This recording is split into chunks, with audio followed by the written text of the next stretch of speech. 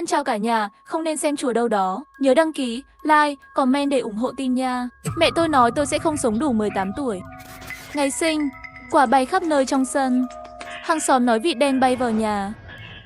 Thường tượng trưng cho sự cạnh tranh không may mắn. Thậm chí, vô câm ở phía tây làng đều chỉ vào sân nhà tôi hét lên. Bố tôi và tôi cũng biết vài thứ. Người đàn ông nổi tiếng trong làng. Tôi hống hách. Vịt đen hiền bảo bái lâm thâm. Từ từ âm dương một nhà. Gia đình chúng tôi có thể có một người lớn. Nhưng ông nội nhìn thấy cảnh này, sắc mặt thay đổi lớn, quên đi nửa ngày sau tức giận mắng một cái trận. Này thật sự xong rồi. Đuổi quạ đi ngay lập tức. Sau đó quay đầu về nhà. Khi tôi được sinh ra, cháy nhà. Nhà cũ bị thiêu rụi, bà nội bị thương, một nửa khuôn mặt của mẹ cũng bị hủy hoại, ông nội đã chết. Tin tốt duy nhất là em trai tôi đã bình an. Phải, chúng tôi là cặp song sinh, em trai Trần Hữu Dương nhỏ hơn tôi chưa đầy 10 phút. Có lẽ tôi thực sự mang theo lửa trong cuộc đời mình. Trước 3 tuổi, bên cạnh tôi thường xuyên xảy ra hỏa hoạn không thể giải thích được. Người nhà không dám cho tôi ra ngoài. Trùng hợp là, kể từ khi tôi được sinh ra, làng chưa từng có một giọt mưa nào. Hạn hán suốt 3 năm, cuối cùng, dân làng đến nhà tôi. Muốn thiêu chết tôi để có mưa. Lúc đó bố tôi không có ở nhà, dân làng xông vào nhà. Mẹ tôi hoảng sợ chạy ra ngoài, họ lôi tôi ra và đặt tôi vào đống củi. Trong khoảnh khắc thắp sáng, trong không khí bỗng nhiên vang lên một tiếng sấm. Sau đó mưa tầm tã rơi xuống, lửa không cháy. Tôi nhặt lại một mạng. Lúc này bố tôi đến kịp thời, cứu tôi. Dân làng thấy trời mưa, quen bắt chuyện muốn đốt tôi cũng thoát được. 7 ngày 7 đêm có mưa. Tôi bị sốt cao trong 7 ngày. Kể từ đó, bên cạnh không còn chuyện vô cớ bốc cháy nữa. Ít nhất nó đã không xảy ra nữa kể từ khi tôi có thể nhớ. Đối với lời tiên tri rằng tôi sẽ không sống qua tuổi 18, chính mẹ tôi đã nói với tôi khi tôi 10 tuổi. Nói bà đi không phải là bà sợ chết, mà là lựa chọn rời đi. Ghét nhà này, ghét tôi hơn. Tôi nhớ rất rõ hắn chỉ vào nửa khuôn mặt bị cháy. Nhìn tôi giận dữ, bác sĩ nói, cả đời tôi đều bị ngươi hủy hoại. Tôi ghét bản thân mình vì đã sinh ra ngươi. Cũng không sống nổi 18 tuổi. Nhìn mẹ mang hành lý ra khỏi sân, tôi không nhịn được cười. Nước mắt không ngừng chảy. Các bạn đều không cần tôi. Sinh tôi ra là thảm họa vậy sao? Ước gì tôi chết năm 18 tuổi. Tôi sẽ cho các bạn xem. Người cầm đi qua nhà tôi, chỉ vào tôi dường như muốn nói điều gì đó. Nhưng tôi thích anh ấy, bởi vì anh ấy chưa bao giờ nói tôi là thảm họa. Vương Nhị Béo bên cạnh thì nằm trên tường cười nhạo. Không cần nữa, là sao chổi. Tôi tức giận đuổi theo anh ta. Viên gạch bay ra ngoài mà không trúng anh ta. Vì của anh ta nghe thấy tiếng động chạy ra ngoài, cho Vương Nhị Béo một cái tát. Tôi đã nói với bạn bao nhiêu lần rồi, đừng gây rối với sao chổi này. Thật ngu ngốc rồi con trai vào nhà. Trước khi đi còn không quên quay đầu lại mắng tôi, mau về nhà đi, đừng gây rắc rối, nếu không cả làng sẽ thiêu sống bạn. Tôi tức giận phản bác, bạn đến đốt đi, nếu không đốt được tôi sẽ đốt nhà bà trước. Tôi hét lên trong sân nhà anh ta, không ai dám ra ngoài. Bố tôi không nói gì khi ông ấy về, hút thuốc một mình. Tôi đổi mạng với em trai có thật không? Anh ta hét lên rằng bạn đã chiếm lĩnh cuộc chiến thực tế của em trai, tranh đoạt một cái mạng sống. Em trai lại bắt kịp thời khắc chị móng vuốt. Nếu không đổi mạng, em trai bạn sẽ không sống đến 18 tuổi. Còn tôi thì sao? Cho nên chỉ có thể em trai tôi sống đến 18 tuổi. Tôi liền chờ chết sao? Tôi lạnh lùng nhìn chằm chằm hắn. Hắn mở miệng nhưng không nói gì. Đập cửa đi. Tôi chạy đến ngôi nhà trên cây ở núi cạo đầu và khóc. Cuối cùng tôi quyết định rời khỏi ngôi nhà này. Chạy đi. Không bao giờ gặp lại họ nữa. Nhưng tôi không thể đi một mình. Tôi sẽ đưa em trai tôi đi. Cậu ấy là người duy nhất muốn gần gũi với tôi. Từ nhỏ chỉ có hắn nguyện gắn bó với tôi. Mặc dù chỉ nhỏ hơn tôi 10 phút, nhưng phụ thuộc vào tôi còn hơn yêu mẹ tôi. Bà có thái độ lạnh nhạt với tôi, không nhiệt tình với em trai. Bố còn nghiêm khắc hơn với chị em chúng tôi, lúc nào cũng phải quất roi. Giờ mẹ cũng đi rồi, tôi không thể để nó trong ngôi nhà lạnh lẽo này. Buổi tối sau khi ba và bà nội đều ngủ thiếp đi, tôi lặng lẽ đánh thức em trai Tiểu Dương dậy đi. Hắn mơ màng mở mắt ra. Chị, sao lại mặc quần áo? Chị dẫn em đi. Em trai tôi dụi mắt hỏi tôi đi đâu. Đừng hỏi nữa. Chị gái đưa bạn đến một nơi tốt. Em trai tôi tin tưởng tôi, nhanh chóng mặc quần áo vào. Chúng tôi lặng lẽ ra khỏi nhà. Trong nhà yên tĩnh, tôi thở phào nhẹ nhõm, đưa nó về phía chị đồ chơi bên ngoài làng. Nửa đêm chúng ta đi đâu vậy? Chị đưa em ra khỏi đây. Sau này chúng ta sẽ sống cùng nhau, không ai đánh bạn nữa. Em trai tôi hơi do dự, nhưng vẫn kiên định. Tôi đi với chị gái. Lúc đó là nửa đêm, bên ngoài tối lắm. Trong rừng ven đường thỉnh thoảng truyền đến tiếng chim. Thỉnh thoảng còn có mấy tiếng như mèo, tiếng khóc giống nhau. Chúng tôi đi theo con đường phía đông làng. Tôi chỉ biết con đường này có thể đi ra ngoài. Về phần đi đâu tạm thời còn chưa nghĩ ra. Không ngờ lại qua mấy lần, em trai tôi đột nhiên trượt chân, rơi xuống sông. Sông giếng rất sâu, nhưng bờ sông rất nông.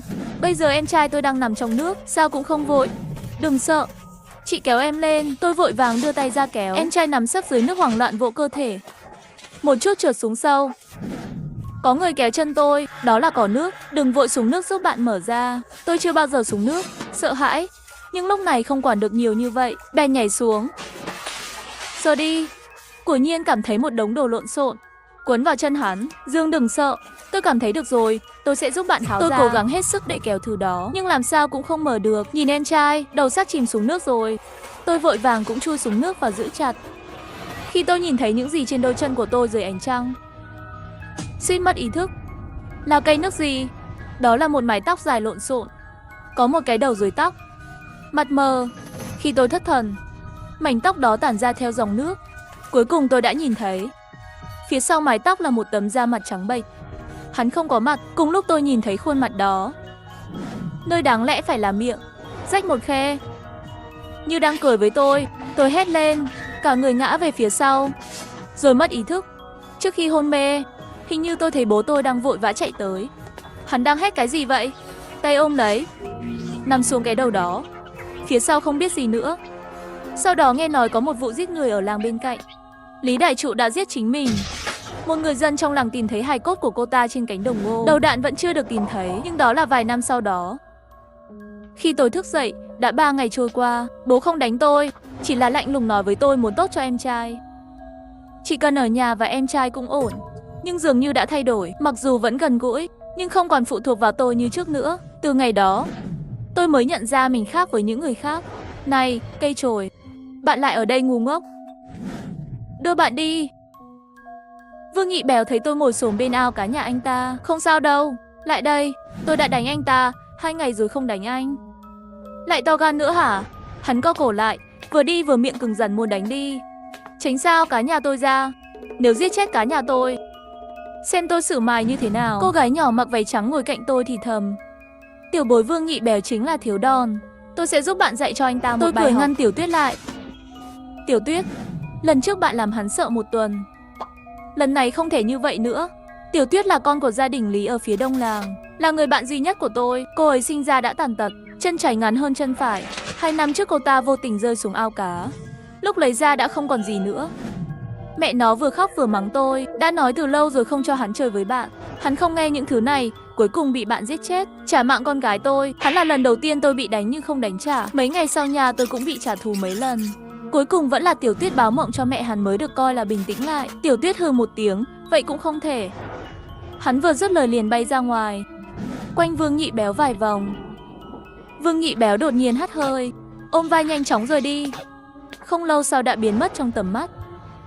Tiểu Tuyết đắc ý bay về hừ. Nếu không phải tôi không thể rời khỏi đây, tôi phải về nhà với anh ta tối nay. Trước khi Tiểu Tuyết tựa vào vai tôi, bạn đã bảo vệ tôi. Giờ tôi có thể bảo vệ bạn. Bạn có thể thấy tôi. Nhưng bạn sắp đi học trung học rồi. Làm ơn đừng học trung học nữa. Chúng ta đã ở bên nhau chưa? Tôi mới 15 tuổi, tối đa còn 3 năm sống. Đi học trung học không có ý nghĩa gì. Mặc dù không có xúc giác. Yên tâm, tôi ở đây, tôi sẽ không đi đâu cả. Tiểu Tuyết rất vui. Thật sự, điều đó thật tuyệt vời, nhưng bạn học rất tốt. Không học trung học thật đáng tiếc. Tôi không thể giải thích bản thân với cô ấy. Chuyện không sống nổi 18 tuổi, chỉ có thể có lệ nói không có gì đáng tiếc. Không nói cái này nữa, trễ rồi, tôi phải về. Tiểu Tuyết cười hì hì khoát tay với tôi. Vậy ngày mai đến sớm nhé. Ngày mai là sinh nhật bạn. Tôi muốn chúc bạn một sinh nhật vui vẻ. Một người không có ký ức đẹp, dường như chưa bao giờ hạnh phúc. Sau khi tạm biệt Tiểu Tuyết, tôi về nhà trải nghiệm qua. Sau vụ cháy, nhà của bố đã được cải tạo, nhưng trên tường bên ngoài vẫn còn dấu vết cháy đen. Trong nhà bà tôi ngồi trên giỏ thuốc lá, nhìn thấy tôi trở về đều không ngước mắt, mới biết về nhà sao không chết bên ngoài. Để tôi tiết kiệm đồ ăn nhẹ, tôi đã quen với điều này từ khi còn nhỏ. Lần đó ở núi Cạo Đầu, tôi còn chưa chết. Chị đói hả? Tôi để lại cơm cho chị rồi. Tôi đi giúp chị nóng lên. Em trai tôi đặt một cuốn sách giới hạn màu vàng xuống, sẵn sàng đi ra ngoài. Đừng ăn, đi đốt 3 hương hôm nay đi. Bố tôi ngồi trên ghế chống viêm và hút thuốc. Tôi nhìn đồng hồ treo trên tường, vứt tàn thuốc đi. Mấy năm nay bố tôi già đi rất nhiều, trên mặt đầy nếp nhăn, trông giống như một người nông dân đích thực. Bây giờ anh ấy giúp hàng xóm xử lý tang lễ nhiều nhất. Các bệnh bên ngoài khác rất ít khi nhìn thấy. Tôi dành nhiều thời gian hơn để xem em trai tôi tập luyện. Đốt tam hương là từ sau khi 10 tuổi. Em trai tôi và tôi làm bài tập mỗi ngày. Thực ra chính xác hơn là bài tập về nhà của em trai tôi. Còn tôi chỉ là bồi luyện. Đốt 3 hương không chỉ đơn giản là đặt 3 hương. Tôi phải đứng giữa phòng. Hắn vẽ màu vàng bằng máu gà, sải bước giữ toàn bộ cơ thể tôi, sau đó thắp 3 cây hương. Mặc dù tôi không thể nhìn thấy gì cả, nhưng khi hương cháy lên, tôi cảm thấy nó. Vô số bàn tay to nắm tay và chân tôi, làm tôi không thể cử động, cảm ứng thực sự ngột ngạt. Lúc này bố sẽ để em trai đi vòng quanh tôi, dùng kiếm gỗ đào đâm tôi không ngừng, đồng thời dạy hắn mấy thứ kỳ quái. Của ghi đen nào, đóng đinh 7 in để cầm máu. Lúc đầu em trai tôi sợ đến mức khóc, dường như không dám động đậy, đánh cắp. Vừa hút vừa mắng bỏ rồi. Nếu bạn không học được, tôi sẽ không có bạn. Em trai chỉ có thể nhặt thanh kiếm gỗ đào đâm mạnh vào tôi. Phải đâm mạnh. So với dưới lòng đất, tôi sợ những lỗ đen xung quanh hơn. Không thấy gì cả. Không biết cái tiếp theo sẽ đâm vào đâu. Có thể là bụng, cũng có thể là trái tim. Cho đến khi 3 cây hương cháy vào, bài tập ngày này mới được tính là hoàn thành. Em trai đổ mồ hôi và tôi bị sốc. Giọng tôi khàn rồi. Trên người ngoại trừ trên cổ không sao. Hầu như không có chỗ nào tốt dưới cổ. Tất cả là chuyện của bố mẹ và con cái. Tôi hỏi anh ấy tại sao bạn không thay thế bằng gỗ. Dùng tôi. Đừng nói nhảm, người sống mới có thể khiến em trai bạn luyện tập chính xác. Lúc đầu tôi cũng sẽ chống cự, nhưng sau vài roi thì không dám nữa. Mấy năm nay là như vậy mà đến đây. Cũng may là em trai bây giờ có độ chính xác tốt hơn nhiều. Bố, chị gái con vẫn ổn. Nhìn chằm chằm vào anh ta. Chúng tôi đều không dám nói chuyện, chỉ có thể ngồi xổm đi ra ngoài. Lúc này ngoài cửa vội vàng chạy vào một người phụ nữ. Anh rể xảy ra chuyện rồi, mau xem đây là sao vậy. Đó là dì tôi, dưới 40 tuổi, Thủy trong miệng là chú tôi. Kể từ khi mẹ tôi đi, hai nhà chúng tôi rất ít giao lưu. Ngoài ra còn có những người như tôi ở nhà, về cơ bản không có liên lạc. Nhưng bây giờ nhìn hắn vẻ mặt sợ hãi, trong lúc vội vã còn trốn tránh tôi, dường như sợ dính vào vận may của tôi. Thấy tình hình không đúng, nhanh chóng đi lên, đập tan. Xong, tôi thấy một người đàn ông bị trói bằng mấy sợi dây cần sa, bị hàng xóm kéo vào sân. Hắn cười tê tét, mặt và cổ, mắt đỏ, sắp bị đẩy ra khỏi mắt. Đó là chú tôi. Dưới ánh trăng, tôi nhìn thấy lưng của chú tôi. Trên hình như còn có một người nằm sấp, một bà già mặc đồ đen. Đầu nó đặt trên vai chú tôi, một cái lưỡi đen lủng lẳng trên ngực hắn. Biết tôi đang nhìn, đôi mắt đen như cá chết kia đột nhiên quay về phía tôi, miệng phát ra nụ cười kỳ quái. Đây là bị quỷ thượng thân.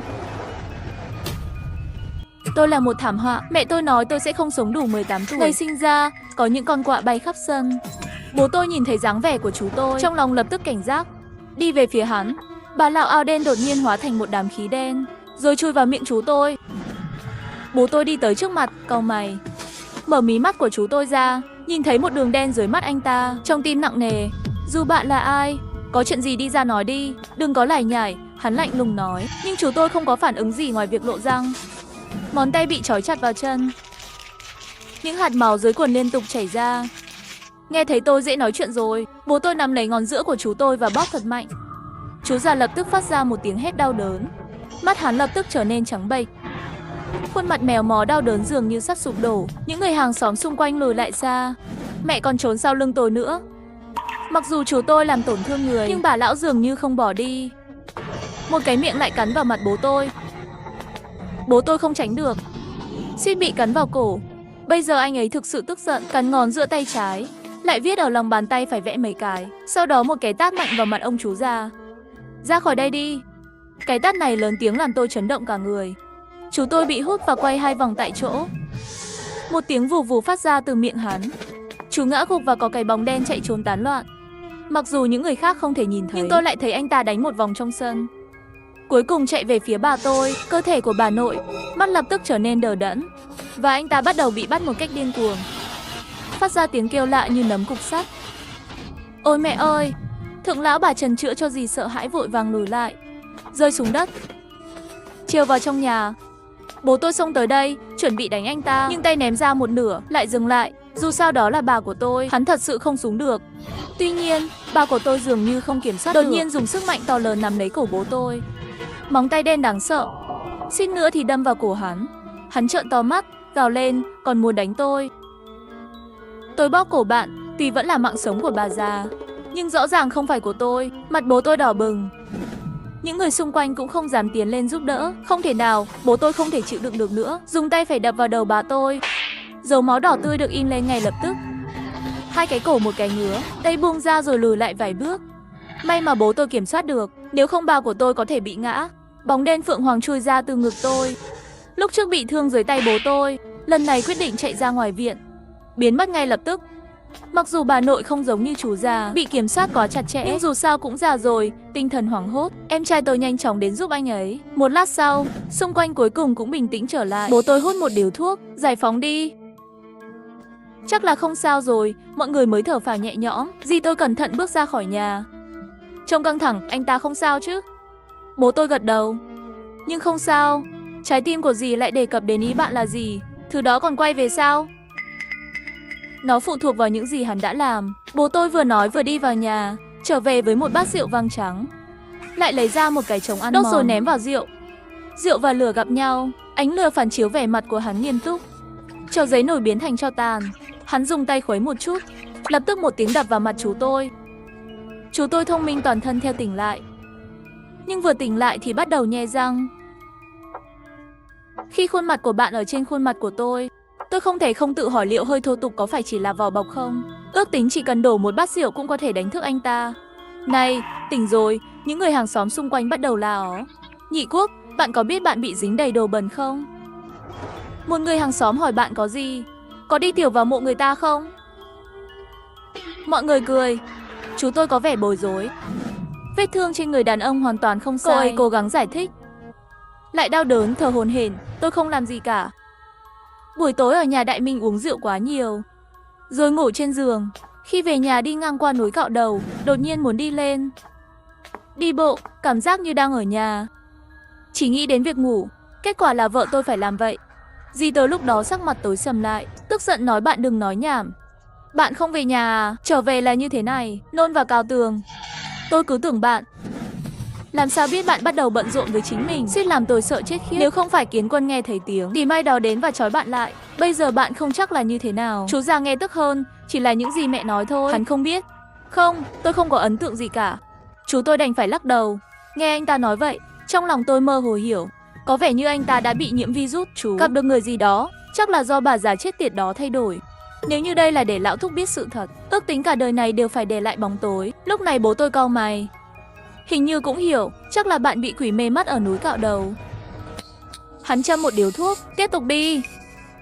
Có lẽ sau này còn phải tìm bạn. Chỉ có thể lát nữa để nhà nhỏ đi núi Cạo Đầu, đốt một tờ giấy thay thế cho thứ đó đi. Dì nghe xong vội vàng lắc đầu không được không được. Tôi đâu dám đi, cái đầu cọ đó gần đây luôn vậy. Anh ơi, anh có thể để người khác đi không? Bố tôi đã cho ông ta một cái để đốt cháy. Phải là người phụ nữ ở nhà. Sao? Bạn muốn vịt con đi à? Vịt con là em họ của tôi, năm nay mới 5 tuổi, lớn hơn một chút. Mẹ có lẽ sẽ đồng ý. Dì tôi mở miệng, vẻ mặt miễn cưỡng, nhanh chóng gãi tóc. Cào gãi đột nhiên quay đầu nhìn thấy tôi. Hãy để em bé đi, bạn yêu, con gái chắc chắn sẽ làm được. Lúc đó sắc mặt tôi trầm xuống, chuyện này có liên quan gì đến tôi? Tôi không đi đâu, dì. Sao nói chuyện vô lý thế? Đây là chú ruột của bạn, làm sao có thể nói không sao? Hàng xóm bên cạnh cũng bắt đầu xen vào, để cho tiểu bối đi thật sự được. Hắn mạng cứng không sợ những thứ này. Chú của hắn cũng là người nhà của mình. Đốt xong thì quay lại, có thể xảy ra chuyện gì? Những người này đều là xem náo nhiệt, sao bạn không đi? Nói dễ quá. Tôi không muốn nói chuyện với họ, quay lại và đi vào nhà. Dì tôi không vui khi thấy tôi đi, chỉ vào tôi mắng, đứa trẻ này không có cảm xúc của con người. Người thân của bạn sắp chết, bạn không quan tâm. Nếu không có hắn, mẹ anh có thể đi không? Bạn không làm gì ngoài khách. Đứa trẻ này không biết gì cả. Không đâu, người thân không thể tin tưởng được. Người khác đừng nói nhảm nữa, bố tôi không thể nhìn nữa. Đừng nói vậy, sao bạn không đi? Tại sao không để tôi giải quyết? Đừng nói nữa. Để cho tiểu bối đi. Cô ấy không thể làm gì được. Bố tôi hút một điếu thuốc, cúi đầu không nói gì nữa. Nhị Quốc, từ khi chị gái chúng ta đi rồi, trong mắt anh rể của bạn không có anh rể như bạn. Dì tôi đột nhiên ngồi xuống đất và bắt đầu khóc. Như thể đang buộc bố tôi phải đưa ra quyết định. Chú tôi ngậm miệng cháu gái, nhìn thấy dì tôi như thế này, cũng khóc, mất mặt cầu xin bố tôi. Anh rể nói thế nào? Tôi cũng là anh rể của bạn, không thể bỏ mặc tôi. Bố tôi cau mày, hút thuốc, cuối cùng cũng ném tàn thuốc xuống đất. Thiếu kiên nhận đứng lên, tiểu bối, bạn đi giúp chú già của bạn đi một chuyến. Dạo này trên núi luôn xảy ra chuyện, nhiều người đã chết rồi. Chị tôi, nó lại ngứa. Không có chỗ cho bạn nói chuyện. Tôi nói, lời nói không tốt sao? Ánh mắt của bố tôi nhìn chằm chằm vào tôi. Tôi biết câu cuối cùng anh ấy nói là với tôi. Chặn trong lòng, cảm thấy rất khó chịu. Mọi người xung quanh dường như đang chờ xem tôi chán ngấy như thế nào. Làm sao để bố tôi không được? Kéo khóe miệng. Trong lòng lại dâng lên một chút khoái cảm nổi loạn. Tôi đi, được chứ? Câu trả lời này khiến họ mất hứng thú. Thấy chưa, đứa bé này cũng nằm trong tay bố nó. Khi còn nhỏ, lớn lên càng không dễ quản lý. Bố tôi vẫy tay lo lắng. Về đi, Nhị Quốc Tiểu Hà. Hai người cũng về, ở nhà chờ là được rồi. Dì tôi, chú, trước khi xuất viện còn không quên quay lại dặn dò tôi. Anh rể, mạng sống của hắn phụ thuộc vào bạn. Nhất định để cho tiểu bối đi. Vài phút nữa, trong sân chỉ còn lại bố tôi, em trai tôi và tôi. Em trai tôi vẫn còn bất mãn với chị gái. Đừng đi nữa, còn làm gì? Mấy năm rồi không gặp họ. Đầu tiên đều là chuyện vớ vẩn. Cho anh ta vào. Tôi cười quay đầu nhìn bố tôi. Đi đi, sợ cái gì? Chết sớm chết muộn cũng không kém. 3 năm nay rồi. Bố tôi nhìn chằm chằm tôi nửa ngày, cuối cùng không nói gì. Quay người vào nhà. Không lâu sau, anh ta cầm một hộp giấy, đèn lồng đi ra và đưa cho tôi cái bật lửa. Tôi đã chuẩn bị xong mọi thứ rồi. Đi bộ 99 bước lên núi Thiều Vương. Không cần phải nói gì cả, đốt xong về là được. Tôi vô cảm nhận lấy đồ. Quay ra khỏi sân. Núi Chọc Đầu ở ngay sau nhà tôi. Phía sau núi có một ngôi mộ bằng đá. Cũng không biết đã ở đó bao nhiêu năm rồi. Chỗ đó trống trải lắm. Những nơi khác thì tươi tốt, như bị quỷ cạo đầu. Dân làng đều nói núi đó không may mắn. 2 tháng qua, nghe nói mấy người ở làng gần đó nhìn thấy núi săn trộm. Tất cả đều mất tích trên núi, không bao giờ ra nữa. Nhưng với tôi, leo núi không sợ lắm. Ngược lại có sự phụ thuộc. Khi còn nhỏ, tôi đã ở núi Cạo Đầu. Khi rơi xuống đồi, người đàn ông có râu đã cứu tôi. Thứ anh ấy cho tôi uống rất ngon. Tôi thức dậy trong phòng sách, nhưng ông chú đã đi rồi. Tôi muốn đợi anh ấy quay lại để cảm ơn, nhưng đợi rất lâu rồi anh ấy cũng không về. Kể từ đó, nhà sách trở thành nơi trú ẩn an toàn duy nhất của tôi. Vui hay không vui, tôi sẽ chạy đến đây để trút giận. Chỉ ở đây tôi mới cảm thấy mình còn sống. Không lâu sau, tôi đã đến chân núi. Bây giờ là nửa đêm rồi, không thấy 5 ngón tay. Ngôi làng đã tối đen. Tôi cầm đèn lồng, đi bộ lên núi. Con đường lên núi, nó giống như một lỗ đen khổng lồ. Ngoại trừ thỉnh thoảng vài tiếng cú kêu, ngay cả một bóng ma cũng không có. 98, 99 tôi dừng lại giữa đường. Cầm đèn lồng chụp ảnh bốn phía. Không có gì đặc biệt ngoài bóng tối. Tôi để người giấy bên đường. Người giấy vẽ rất giống. Mắt tròn môi rộng. Nếu không có hai khuôn mặt đỏ kia, thật giống như một người chú già của tôi. Tôi lấy bật lửa ra và châm lửa cho người đàn ông giấy. Bố tôi nói gì? Chờ đốt xong là được. Đèn giấy cháy rất nhanh, chẳng bao lâu nữa chỉ còn lại tro tàn. Ánh lửa trong trẻo nhấp nháy trên đống tro tàn. Tên lửa cháy gần hết rồi, chuẩn bị quay đầu xuống núi. Vừa nhìn lại, một khuôn mặt trắng bệch đầy nếp nhăn. Một chút được rồi, cô bé. Đi đâu vậy? Tôi thở ra hơi lạnh. Đèn lồng sợ hãi rơi xuống đất. Đó là bà già mặc đồ đen ôm chặt chú tôi, mặt đỏ trong tay. Hóa ra là giấy tôi vừa đốt xong. Thế thân đều đốt hết cho bà rồi, bà còn có việc gì nữa không? Tôi sợ hãi liên tục lùi lại. Bà lão không vội, không chậm, đi theo tôi. Chàng trai này tốt, bà già tôi sẽ nhận. Nhưng tôi còn thiếu một cô gái bên cạnh hầu hạ. Bạn đi với tôi đi.